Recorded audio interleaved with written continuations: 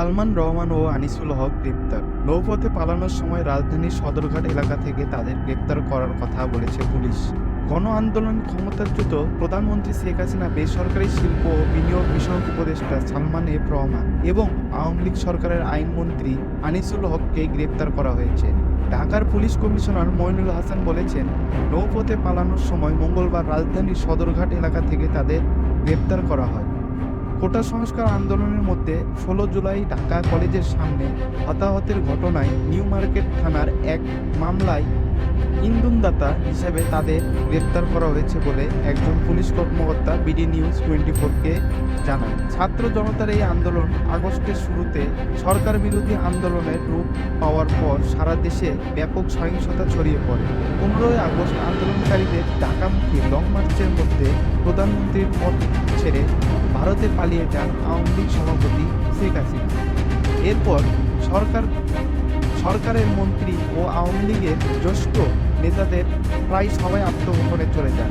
কেউ কেউ আগেই দেশে ছেড়েছেন বলে খবর আছে। তবে সালমান এফ রহমান 5 আগস্ট শেখ হাসিনার সঙ্গে একই বিমানে দেশ ছাড়েন বলে এর আগে ভারতীয় সংবাদ মাধ্যমে তথ্য দেওয়া হয়েছিল। এখন ঢাকার পুলিশ তাকে সদরঘাট থেকে গ্রেপ্তারের কথা বলেছে।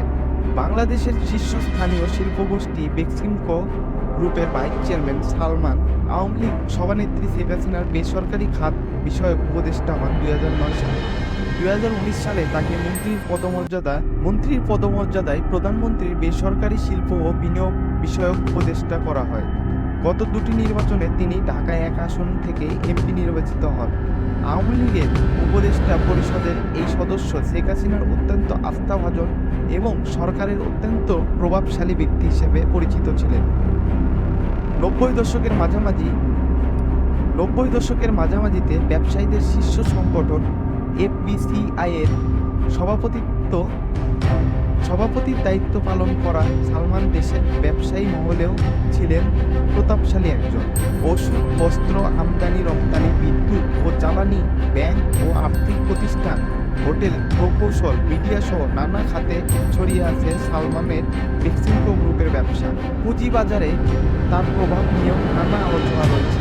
অন্যদিকে আইনজীবী আনিসুল হক বঙ্গবন্ধু শেখ মুজিবুর রহমান হত্যা মামলা এবং জাতীয় চাঁদ নেতা হত্যা মামলায় রাষ্ট্রপক্ষের প্রধান কৌশলী ছিলেন। এছাড়া আওয়ামী লীগের আমলে বিডিআর বিদ্রোহের মামলা, রাষ্ট্রীয় বেশ কিছু গুরুত্বপূর্ণ মামলায় পরিচালনা করেন তিনি। তবে বাবা প্রয়াত সিরাজুল হকও প্রখ্যাত আইনজীবী ও রাজনীতিবিদ ছিলেন। স্বাধীন বাংলাদেশের সংবিধান প্রণয়ন কমিটির সদস্য ছিলেন তিনি।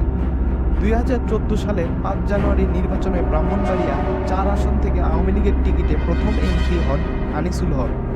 এই বছর তিনি আওয়ামী লীগ সরকারের মন্ত্রিসভায় আইন, বিচার ও সংসদ বিষয়ক মন্ত্রণালয়ের দায়িত্ব পান।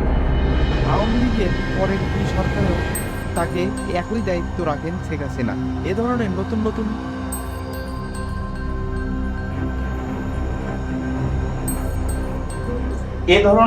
নতুন খবর পেতে আমাদের চ্যানেলটিকে সাবস্ক্রাইব করে বেল আইকনে ক্লিক করুন।